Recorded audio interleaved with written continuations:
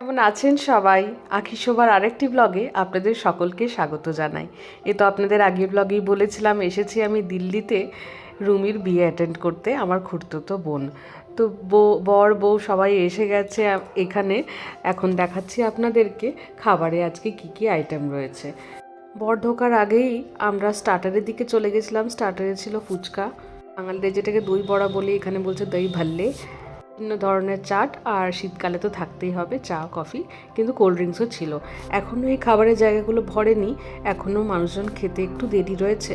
তো আর বলুন না, এই ঠান্ডায় যখন বার করে রেখে দিলি তো ঠান্ডা হয়ে যাচ্ছে, বারে বারে গরম করতে হবে, তো একটু পরে ওনারা বার করবেন। খাবারের দিকে যতক্ষণে গিয়েছিলাম ততক্ষণে এখানে আশীর্বাদ হয়ে গেছে। মা ফোন করে ডাকলো, বলছে আয় শুভ দৃষ্টি হবে। তো শুভ দৃষ্টিতে পিঁড়িতে তো বসানো হয়, কিন্তু পিঁড়িটা না খুব ছোট হয়ে গেছে, মানে ওটা বউ ঘোরানোর কোণে ঘোরানোর পিঁড়ি তো অনেকটা বড় হয়, তো পিঁড়িটা একটু ছোট হয়ে গেছে, যে কারণে সব ভাইরা দেখুন না চেয়ারে বসিয়ে ওকে ঘোরাচ্ছে। তো শুধু ভাইরা নেই, রয়েছে রুমির এক বন্ধু, আমার খুড়তুতো ভাইরা, এই যে ছোড়দা আছে, আবার কোণের একমাত্র জামাইবাবুও ধরেছে। আর জিৎ সৌরভকে আমরা বলছি, আরে তোরা ধরে নিলি, তোদের আর বিয়ে হবে না। যা হয় আর কি, হাসি মজা হচ্ছে। আর আমরা একবার করে ঘোরাচ্ছি, আর মেয়ের বাড়ি গুনছে কটা হলো, আর ছেলের বাড়ি তত কমিয়ে দিচ্ছে। এই 5বার ঘোরানো হলো, বলছে এই 3বার হয়েছে, 3বার হয়েছে। আবার যখন 6বার হয়ে গেল তখন বলছে এই 2বার হয়েছে, 2বার হয়েছে। ঘোরাচ্ছে, তাদের এই সময় মুখগুলো দেখতে হয়।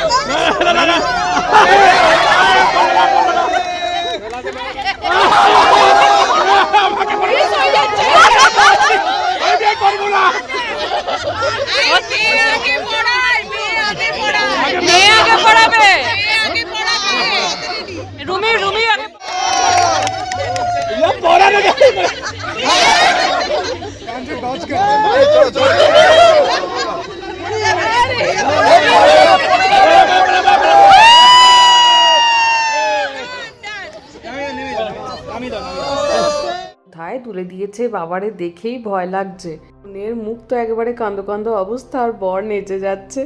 যাই হোক, এইগুলোই তো সারা জীবনের স্মৃতি বলুন। হয়ে গেছে এবারে অনেকটাই রাত, মানুষজন খেয়ে দিয়ে অনেকজনই চলে গেছেন, অনেকটাই তো রাত হয়ে গেছে ধরুন। আর দিল্লির মতন শহরে ডিসেম্বর মাস অসম্ভব ঠান্ডা। বসে গেছে বিয়েতে, এবারে আস্তে আস্তে বিয়ের সব নিয়ম হবে, সম্প্রদান হবে। এবারে রয়েছে শুধু ছেলের বাড়ির আর মেয়ের বাড়ির গুটি কয়েক মানুষজন। চলুন আমরাও ডিনারটা করে আসি, তারপরে এখানে এসে আবার বাকি বিয়ের অনুষ্ঠানটা দেখব। গাঁটছড়া বাঁধছেন তিনি হলেন আমাদের সবার বড় বৌদি, বলতে বড়দার স্ত্রী, অয়নদাদার বউ লিপসা বৌদি। দাদা আসতে পারেননি, ইন্ডিগোর তো ফ্লাইটের খুব অসুবিধে চলছে, তো বৌদি এসেছে। আর এই যে এখন চলছে খৈদান। আমাদের খাওয়া দাওয়া হয়ে গেছে, মারা সব বললো পরে খাবে, বিয়েটা হয়ে যাক। মিতা কাকিমা তো এখন কিছু খেতে পারবে না, তো ওই জন্য মিতা কাকিমার সঙ্গেই সবাই খাবে। আমার বিয়ের সময় খৈদান করেছিল সৌরভ আর ভাই, আর এই রুমির বিয়েতে খৈদান করছে নয়নদাদা আর জিৎ। এরা দুজনেই আমার বিয়েতে ছিল না, তো রুমির বিয়েতে এরা খৈদান করছে। আর এই যে হচ্ছে সিঁদুরদান। কি অপূর্ব সুন্দর লাগছে আমার বোনটাকে। আপনারা সকলে আশীর্বাদ করবেন, ও যেন ভালো থাকে, ওদের জুটি যেন ভালো থাকে, সুস্থ থাকে ওরা যেন। এত সুন্দর লাগছে, চোখ ফেরানো যাচ্ছে না। সিঁদুরদানের পরে তো আর খুব বেশি নিয়ম থাকে না, ওই টুকটাক নিয়মগুলো হয়ে তারপরে এখানে সবাই চলে এসেছি খেতে। আর তারপরে খাওয়া দাওয়া করে সবাই রুমে চলে গেছিলাম, অসম্ভব টায়ার্ড ছিলাম। এখন শুরু হয়ে গেছে আশীর্বাদ পর্ব পরের দিনে। 12টার আগে তো বিদায় করতে হবে, মানে কনে আর বরকে। যে জন্য সবাই সকাল সকাল উঠে ব্রেকফাস্ট সেরে চলে এসেছি রিসেপশনের জায়গাটাতে। এখানে সবাই আশীর্বাদ করে এক এক করে এরপরে আস্তে আস্তে বিদায়ের পর্ব শুরু হবে। কিন্তু এই তালিকায় আমি কোনোদিনই ছিলাম না, আমিও ছিলাম না, বিশালও ছিল না। এর আগে যতবারই যতজনেরই বিদায় হয়েছে, সবসময় সাইডে দাঁড়িয়ে আমি শুধু ছবিই তুলেছি, কিন্তু এইবারে সবার যখন হয়ে গেল আশীর্বাদ দেওয়া, লাস্টে দেখছি আমাকে আর বিশালকে ডাকা হয়েছে। প্রথমে বিশাল আশীর্বাদ করলো, তারপরে আমি আশীর্বাদ করছি। আর তার থেকে বড় কথা কি, যার বিয়ে, যে কোণে, সে তো আমার থেকে খুব বেশি ছোট নয়, কিছু মাসের ছোট। সেই জন্য ও প্রণাম করতে কেমন লাগছে, আর আমি বেশ একটু বড় দিদি হয়ে বলছি কর কর প্রণাম কর প্রণাম কর। বর দেখছি ঝুপ করে প্রণাম করলো, আর বউ দেখছি শুধু হাত জোর করেই প্রণামটা সেরে ফেললো। যাই হোক, চলুন এখন তো বিদায়ের পালা। আর মন একটু ভারী, একসঙ্গে সবাই ছবি তুলে নিচ্ছি। এইগুলোই তো স্মৃতি হয়ে থাকবে, বলুন না। কত কী যে চলে এই সময় একটা মেয়ের মনে আর মেয়ের মায়ের মনে, সেইগুলো আর বলে বোঝানো যাবে না। বিয়ের সব অনুষ্ঠান, সব নিয়মই খুব ভালো লাগে, কিন্তু এই একটি নিয়ম এলেই যতই বয়স হোক না কেন, মহিলা হোক বা মেয়ে হোক, সবার মনে একই রকম চিন্তা চলে। মেয়েরা ভাবে নিজের মায়েদের কথা, আর মায়েরা ভাবে নিজের মায়ের এবং মেয়েদের কথা।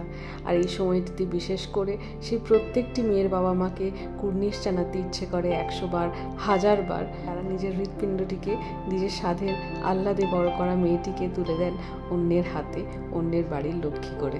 বরকনে বিদায় হয়ে গেছে, কাকু কাকিমায়ের মন খুব কষ্টে আছে, তাই সবাই মিলে হই হই করলাম খানিকক্ষণ, ছবি তোলা হলো, গল্প হলো, আর একটুখানি চা খেয়ে সবার সঙ্গে গল্প করে আমি আর বিশাল বেরিয়েছি এই সামনেই অক্ষরধাম আছে সেটি ঘুরতে।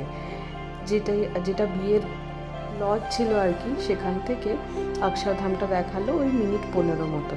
তো ওই জন্য সবার সঙ্গে গল্প টল্প করে সবাইকে জিজ্ঞেসও করেছিলাম, তো সবাই বললো যে আর কেউ যাবে না, সবাই খুব ক্লান্ত রয়েছে। তো যে কারণে আমি আর বিশাল ডিসাইড করলাম যে চলো টুক করে আমরা ঘুরে চলে আসি। সবাইকে বলবো আসতে, অসাধারণ জায়গা, কিন্তু এখানে ওই ভেতরে ফোন অ্যালাউড ছিল না। কিন্তু ফোন অ্যালাউড ছিল না বলে খুব সুন্দর করে উপভোগও করতে পেরেছি, জানেন।